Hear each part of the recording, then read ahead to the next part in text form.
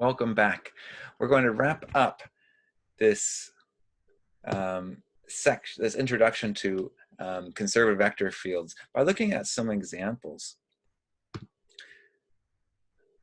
of how we can find the potential surface and how we can use it to compute work along some paths. Again, if we're given a path described in any particular way, we can ignore that path and just use the information from the start and the ending points.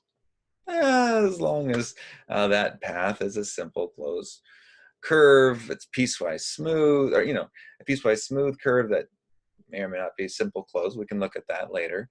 But there's a couple things we have to check along the way. But in general, I would say we can ignore the curve and just look at the start and end points. The procedure for finding the potential surface is first to check the mixed partials. So sorry, it's a joke.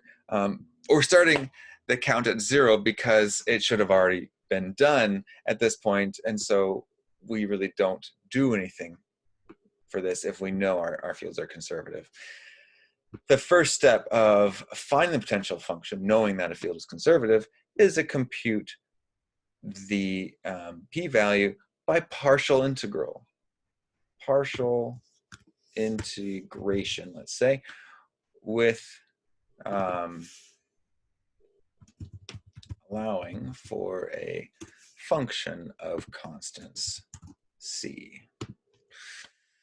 So basically we're saying is that if we know it's conservative, we know what the two mixed partials are, or the three mixed partials, we know what the partials are, and then we can just integrate the partials to undo them. But when we partially integrate, we group the other variables into a constant. And so we have to differentiate back to compare with our unused partials from the gradient of p to see if there's anything left in that constant that we need to worry about. So let's start with one example.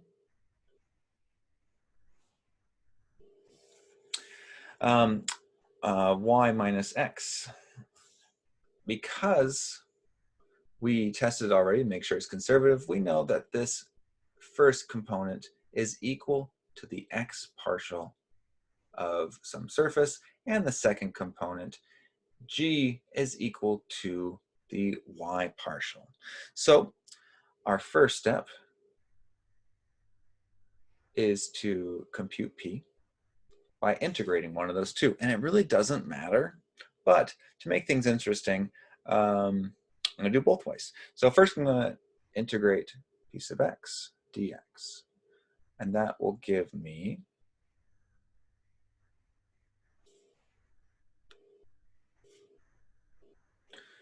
the integral of y minus x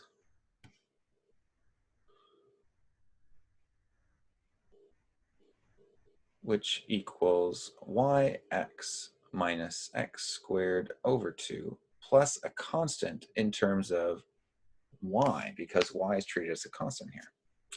And then the second step is to compare what's left over, my x, to the y partial of this solution I just got. So I go back to it and I say, okay, y partial. Well, first, the yx term splits out in x, and then a 0, and then a plus c prime of y. Because the x's on both sides cancel, I know that z prime of y is equal to 0. And if c prime of y is equal to 0, guess what?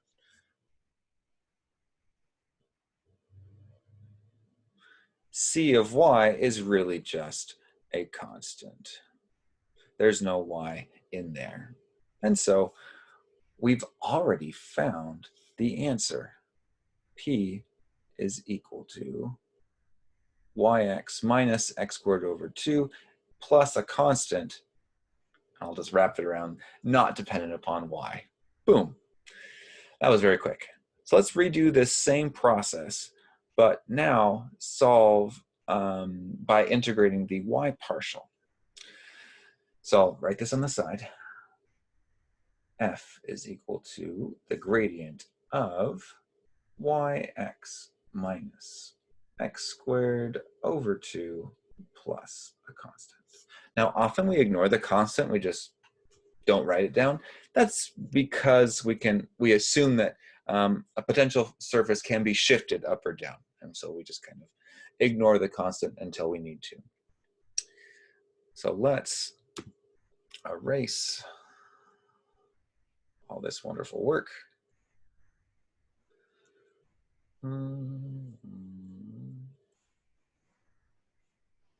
Okay, and let's do it again. So P is now equal to the integral of P sub y dy.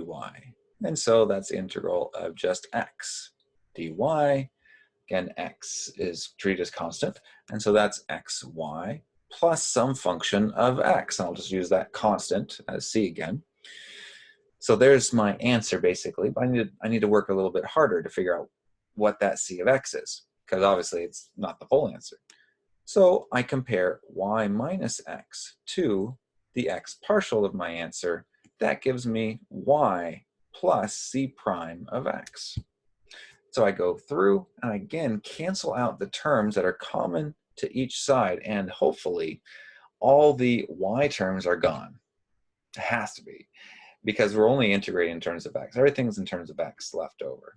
So we go down here and we have c prime of x equals negative x. So if that's the derivative, we then integrate that function in terms of x, integrating this function in terms of x, and it gives us c of x. Whoop.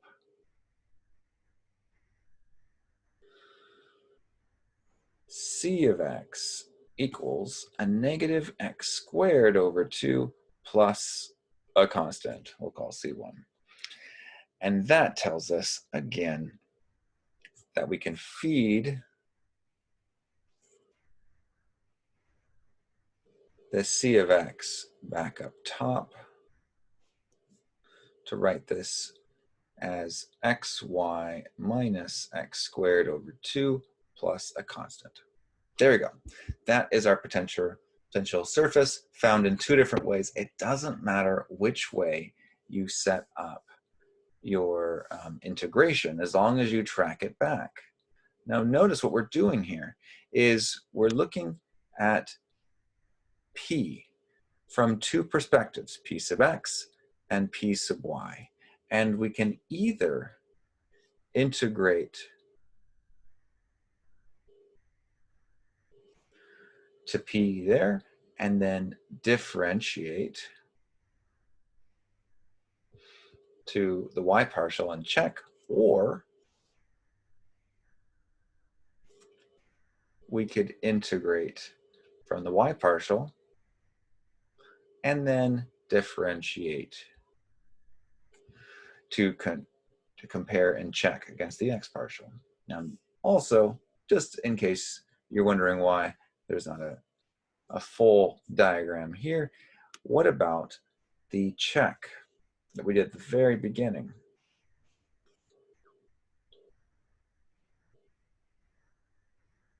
We check if P sub xy equals P sub yx.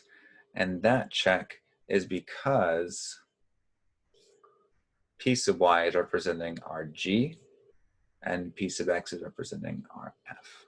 And they both come from this space where the mixed partials are equal. And so we basically are forming the f and g from this equality of mixed partials, if possible. That's why we check that the mixed partials are equal. Okay, so that is a construction of the potential surface. Let's erase all this wonderfulness.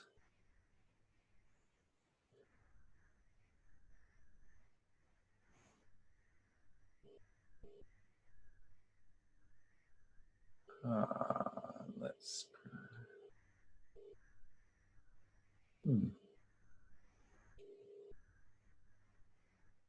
Interesting. I can select them. And let's try deleting. Oh, there we go. Select and delete. Okay.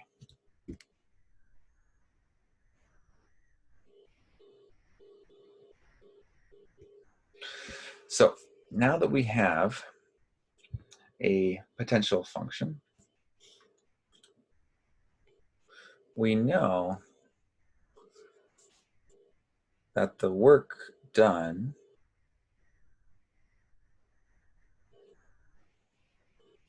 is equal to P evaluated from start 1, 0 to end negative 1, 1. Okay, so we evaluate our potential function, plugging in negative 1 for x, 1 for y, so 1 times negative 1 minus a negative 1 squared over 2. I'll ignore the constant because I'm going to add it and then subtract it, and it cancels out. Minus 1 times 0.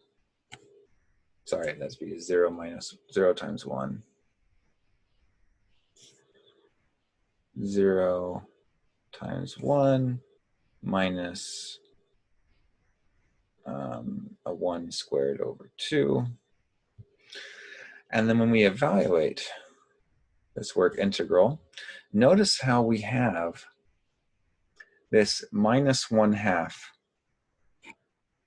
and then plus 1/2.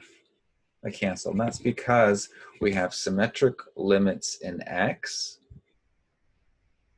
and we are integrating over, we are evaluating it over this even result from an odd function. You can think of this x right here as being odd, and due to that odd symmetry, when it integrates, it turns into an even function. Evaluating at symmetric limits cancels it out. So the only thing that's left is this first little bit, negative 1. So there is our work done from the point 1, 0 to the point negative 1, 1.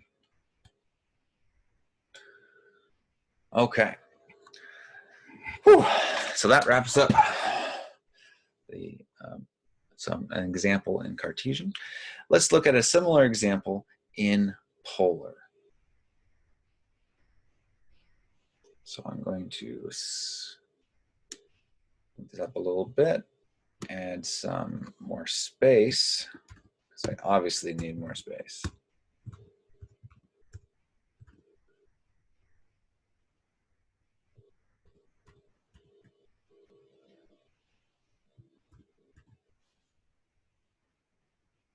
Okay. So now let's first, we need to compute the work around these points. One thing to watch out for,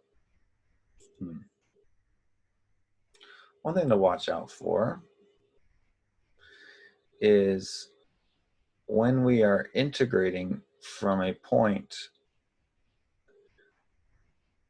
1, 0 to a point negative 2, 0, there is a possibility of crossing through the origin. Now, before that wouldn't have mattered, but because we're dividing by x squared plus y squared, that's not possible.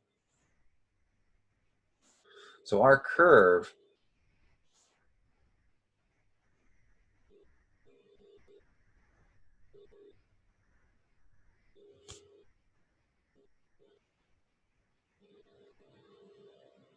must avoid the origin.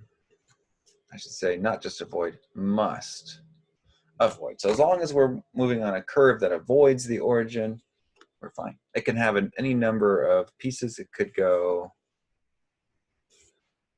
do, do, do, do, do, do, do. That's fine. As long as it avoids the origin, we're good. Beautiful piecewise smooth curve. There we go. Okay.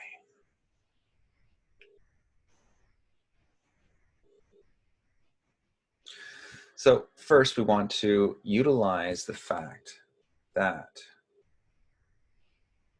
m is the r partial of p, and I'll -2 over r equals the r partial of p. And n, again, just the numerator, n equals 1 is the theta partial of p. So let's use this idea to construct p. I'm going to start out with the more complicated one. Say p is equal to the integral of the r partial in terms of r. And so we integrate -2 over r dr, and that gives us a -2 log of r plus a constant that's defined in terms of theta. So there's our answer. Not complete, but that's our answer. We'll check back on it. Number 2, we compare the 1 to the theta partial. So again, this first component goes to 0, and we get c prime of theta. And so if c prime of theta equals 1, then we integrate in terms of theta. And we get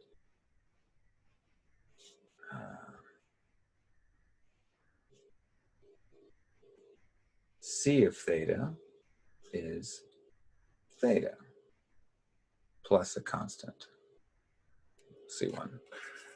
And so we feed that back in to get -2 log of r plus theta plus c. That's our potential function. And so we're going to evaluate this potential function at the 2 points. So I'm going to begin with the endpoint. So p of -2, 0 equals, that -2 is in, that's confusing because our p is defined in terms of at -2, 0. Oh, so close. At -2, 0. There we go. P is equal to, well, what is the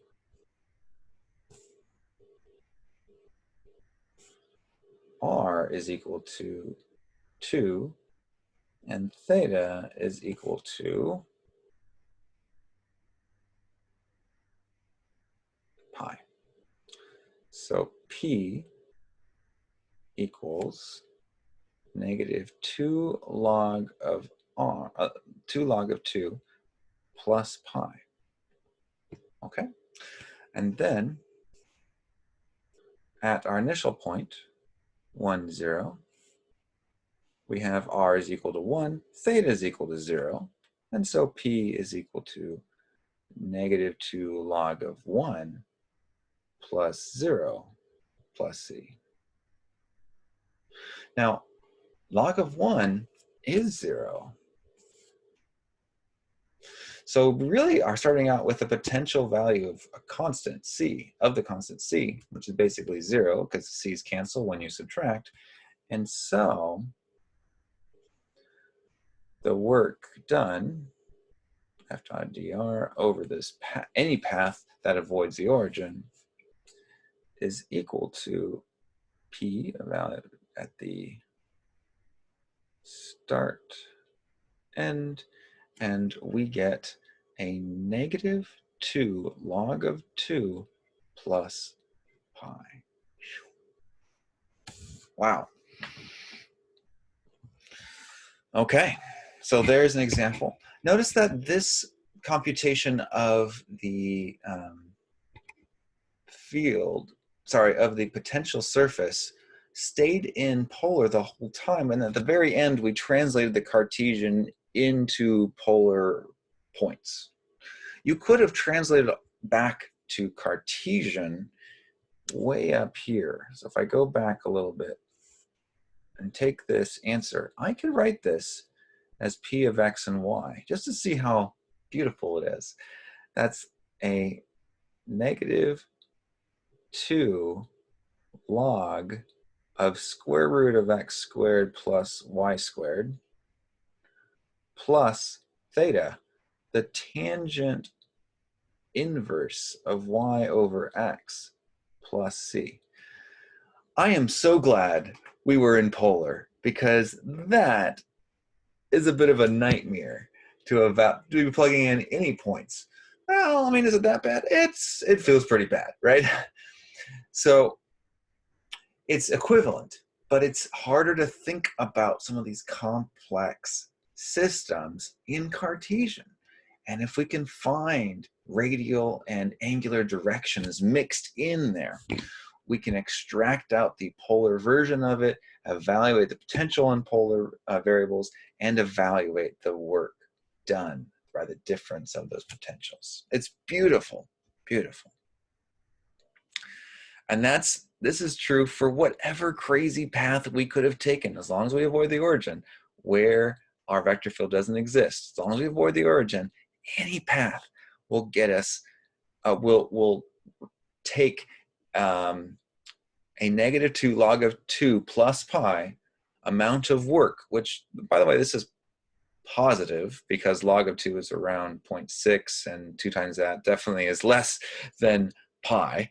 So a positive amount of work, that means that the vector field given here will move us, will help us move from here to there in any path we choose. There's a positive amount of work done by this particular vector field to move us there.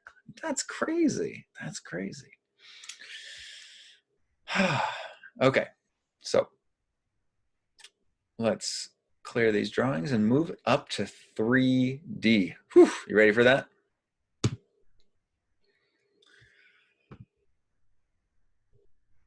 Delete all this extra bits. Oh, I should have actually copied and pasted.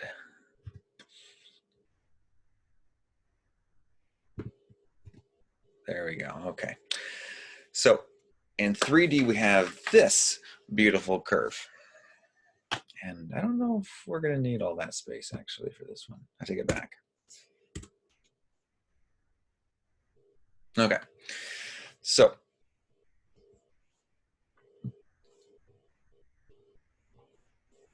let's first look at what the problem is asking us to do.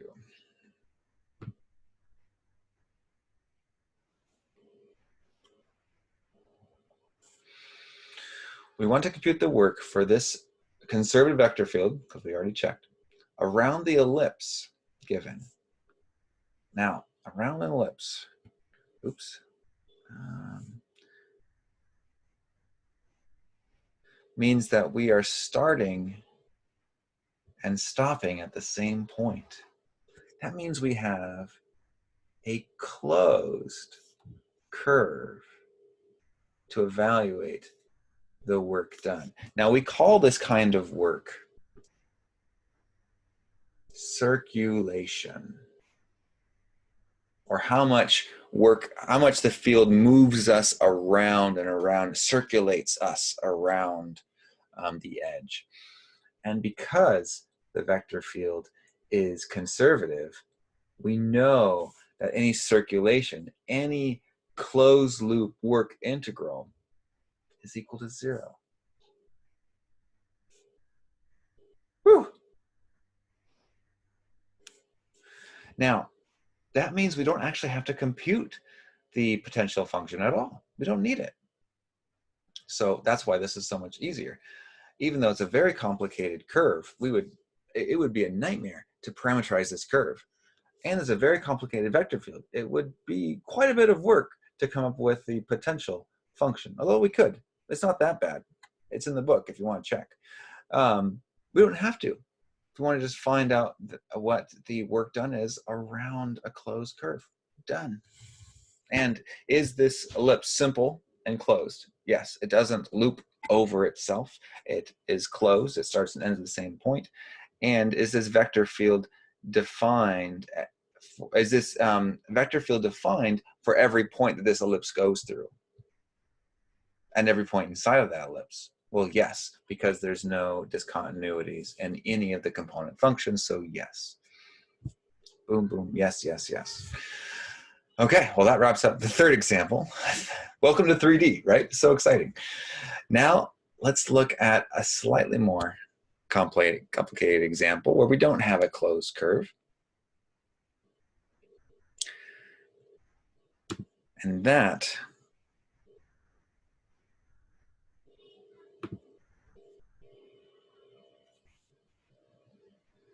is with a radial vector field. So, this is exciting. Because we already checked that it's conservative, we know that this m, negative g m, I'll put a little sub e there, little m, all over r squared is equal to the radial partial of our surface. And that's true because this thing, this combination of variables is not dependent upon phi or theta, the azimuth or the two-dimensional angle. So we compute p using really the only information we know, the r partial in 3D. And so we integrate negative g m sub e little m divided by r squared dr. Well, a lot of constants here to factor out. Let me write this as a negative g m e little m. And we're integrating r squared, which is simply r to the negative 2, r squared on the bottom. And so we integrate.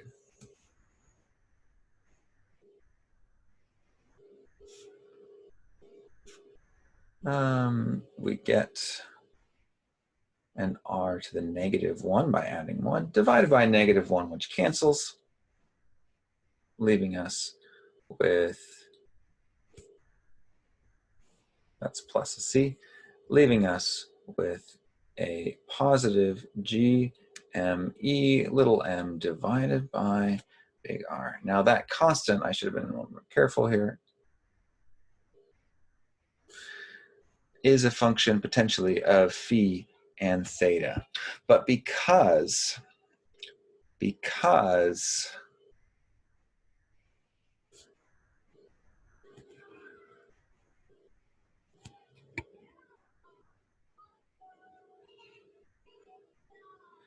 phi, m sub phi is equal to 0 and m sub theta is equal to 0, there's no angular information in our vector field, meaning there's nothing to grab onto to get that c when we compare partials.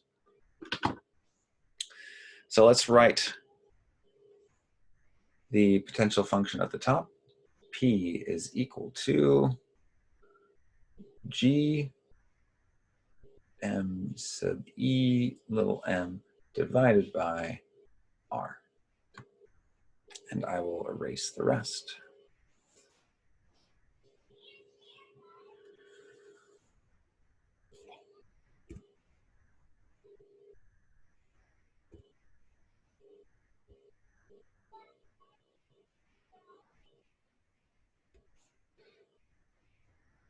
Okay, so there is a potential function. Now let's use it. We're integrating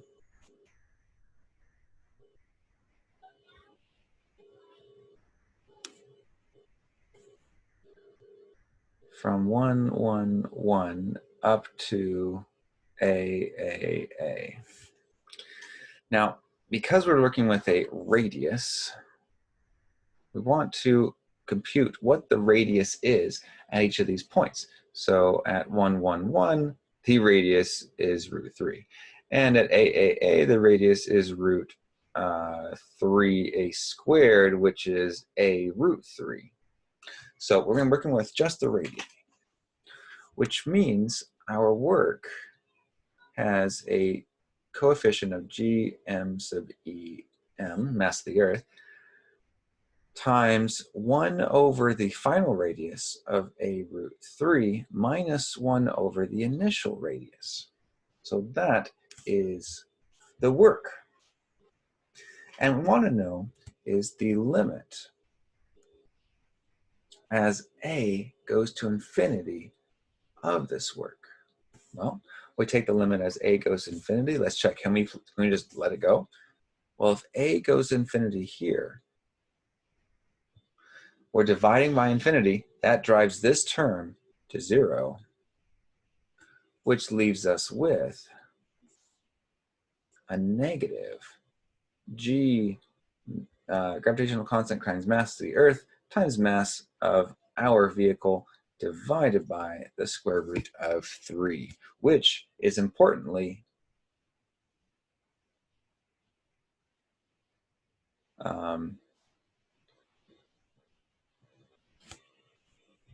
not infinite.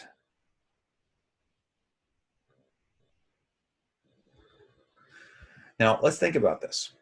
It's finite, which means, okay, as we go to infinity from, let's say, some distance from the Earth outward to the edge of the universe, we can go an infinite amount of distance, if possible. If we could go an infinite distance away from our Earth, from this point around our Earth, then we would use up, in a sense, a finite amount of negative work that the gravitational field of the Earth is doing to us, in a sense, or doing to our vehicle.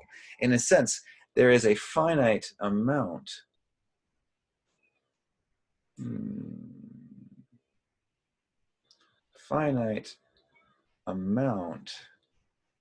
of work or energy required to escape the Earth's gravitational field.